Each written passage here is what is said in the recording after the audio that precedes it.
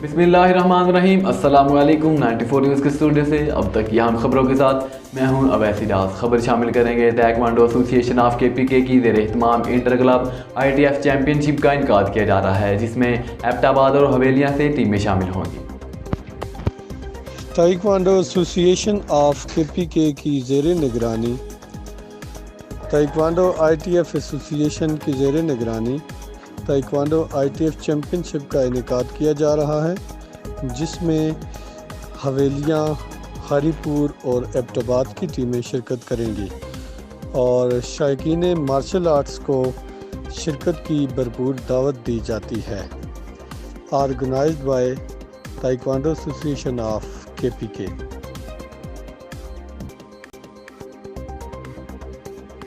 अब तक के लिए इतना ही। मज़ीद खबरों और अपडेट के लिए हमारे साथ रहिए।